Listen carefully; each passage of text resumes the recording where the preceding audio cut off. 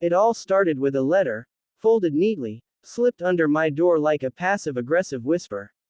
The HOA had re-evaluated the community boundaries, it said. The tone was formal, clinical even, but what it meant was simple. The sliver of lakefront property behind my house, the one that had been mine since I bought this place 12 years ago, was no longer mine. The letter was signed by Karen Mitchell, the HOA president, and longtime pain in everyone's rear. Now, Karen wasn't just any HOA president. She treated our neighborhood like it was a gated utopia, and she was its queen. She attended every meeting in a pantsuit too formal for suburbia and carried a clipboard like a badge of honor. Over the years, she'd fine people for wind chimes that were too loud, told someone their birdbath was an unauthorized water feature, and waged a 6-month campaign against a child's treehouse that violated the architectural harmony of the neighborhood. She was relentless. But this was a new level. The lakefront had been one of the main reasons I'd bought the property. It wasn't grand, just a 40-foot stretch of grass leading to the water with a couple of trees and a dock I built myself. It was my retreat. I'd fish there on Sunday mornings, drink coffee as the sun rose, or just sit and watch the ducks. Every neighbor who knew me knew how much I cherished that patch of peace. So imagine my shock when I looked out the window one afternoon and saw Karen's son, Bradley, her 28-year-old man-child who still lived in her basement, dragging a jet ski down my slope like he owned the place. I stormed out in disbelief. "Hey, what the hell do you think you're doing?" I shouted, marching down to the water's edge.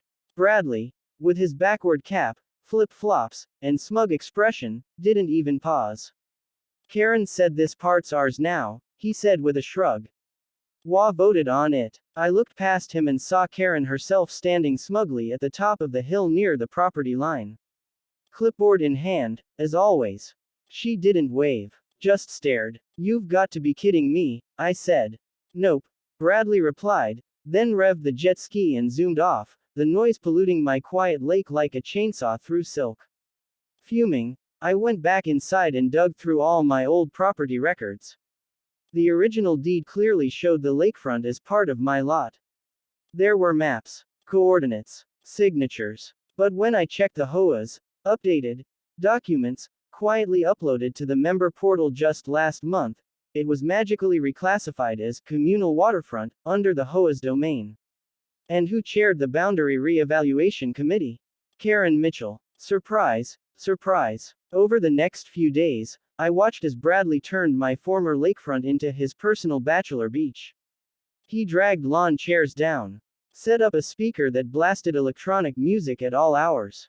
One afternoon, I watched him try to grill something, then nearly set a tree on fire when he left the coals unattended. When I confronted him, he smirked and said, "If you've got a problem, take it up with my mom." I did. I requested a meeting with the HOA. They scheduled it for 2 weeks later, plenty of time, apparently, to let Bradley install a portable dock extension and hang a hammock between my trees. At the meeting, which Karen naturally presided over, I presented my deed, my original survey, everything. But the other board members, clearly under Karen's thumb or too tired to push back, voted 3-2 to uphold the new boundary. "I'm afraid the board has spoken," Karen said, not even pretending to hide her smile. At that moment, I knew I wasn't going to win the traditional way. But I wasn't about to roll over and let this happen. I'm not a loud man. I don't like drama. But I do believe in quiet, calculated retaliation. So I started planning. And what I came up with was a fence. Not just any fence, a structure so outlandishly legal and poetically vengeful that it would haunt every HOA meeting Karen chaired from now to eternity. First, I checked my current property boundaries. While the lakefront had been snatched from me, the land leading up to it was still very much mine. That meant I had full rights to build on it, as long as I followed code. And the code didn't say I couldn't build a fence. In fact, it was very specific. Fences could not exceed 6 feet in height, must maintain structural integrity, and must not block neighborhood traffic. There was nothing about aesthetics. So I called up a local contractor I knew, gave him some sketches, and in 2 weeks, a structure began to rise. The neighbors watched curiously. Karen, of course, sniffed around, but I'd filed all the paperwork perfectly. She couldn't touch it. The fence spanned the entire width of my backyard, right at the property line. It was solid, reinforced wood, unclimbable, unmovable, and treated for maximum durability. But what made it speechless wasn't the height, or even the boldness of its placement. It was what was on it. On my side, facing my house, it was a plain wooden fence. Peaceful, neutral. But on the side that faced the lake, the side that Karen and Bradley could see, it was a mural. A massive, professionally painted mural, spanning the entire stretch of wood. It depicted an idyllic scene. A quiet lake, untouched and serene, with wildlife basking in the sunlight. In the center was a man sitting in a chair by the water, fishing in peace. His back was to the viewer, but if you looked closely, the figure bore a striking resemblance to me. And next to him, in the mural, was a toppled jet ski, sinking. Karen saw it the morning it was completed. I watched from my deck as she stormed across the grass, staring in disbelief. She pointed, sputtered, fumbled for her phone. But she couldn't do a thing. The fence was legal. The mural was protected expression. It violated no HOA rules.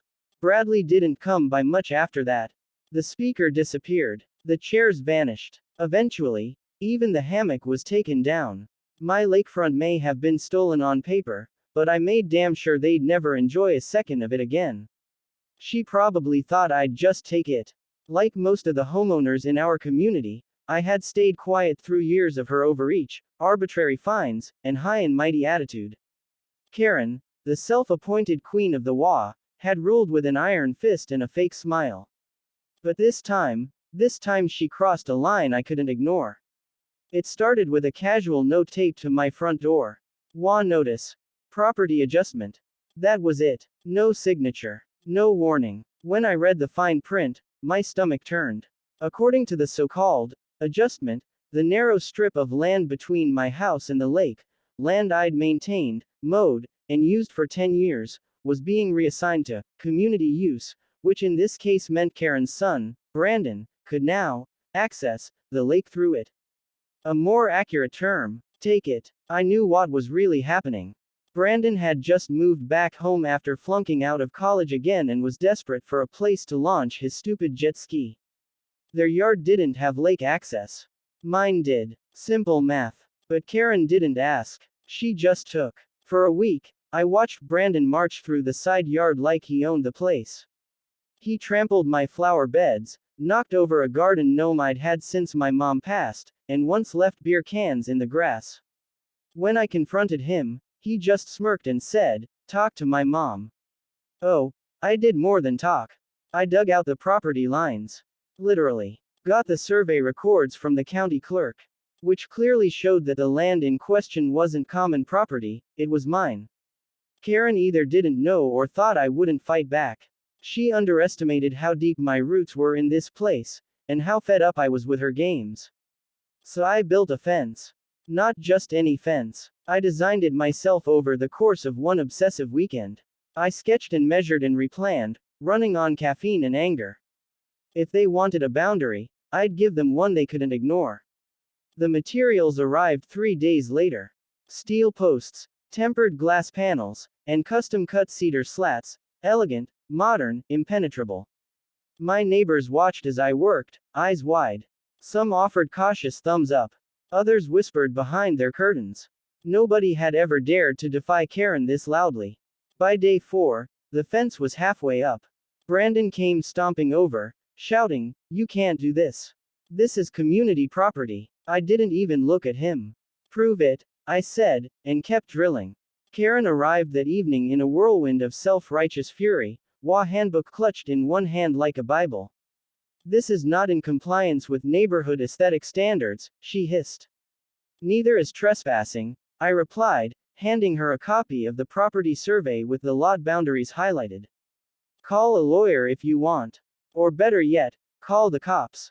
She left in silence. I think for the first time in years, she didn't have a prepared speech.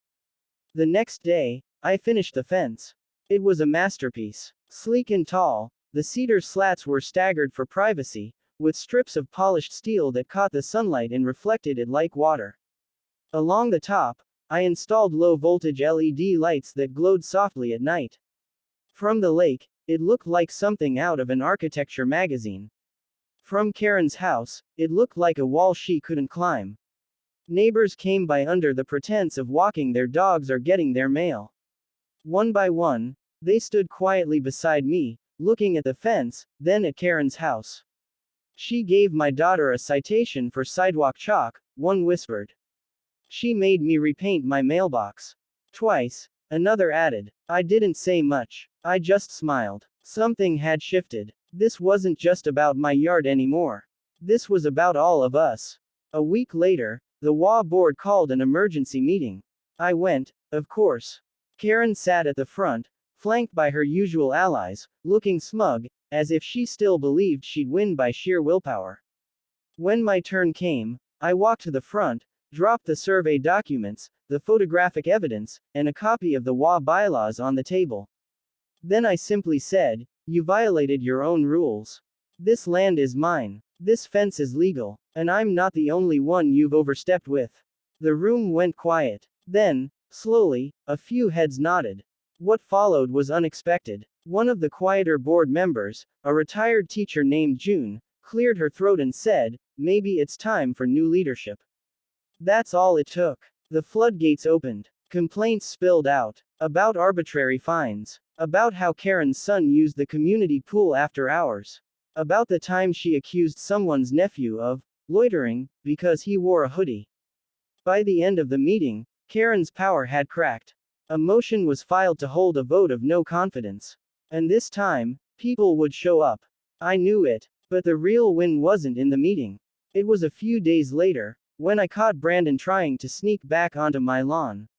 He stopped at the fence, looked around, and saw the new sign I'd posted. Private property. Trespassers will be prosecuted. Underneath, I'd added a QR code that linked to the county survey website. He stood there for a moment, scowled, then turned and left.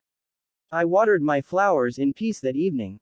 No more crushed daisies. No more beer cans. Just quiet, the hum of the lake, and the warm glow of LED lights tracing the border of what was mine. People still talk about the fence. Not because it's extravagant or flashy, but because it was the first real act of defiance in a neighborhood that had forgotten how to say no. And maybe, just maybe, it reminded everyone that even the most relentless Karens can't steal what you're willing to fight for.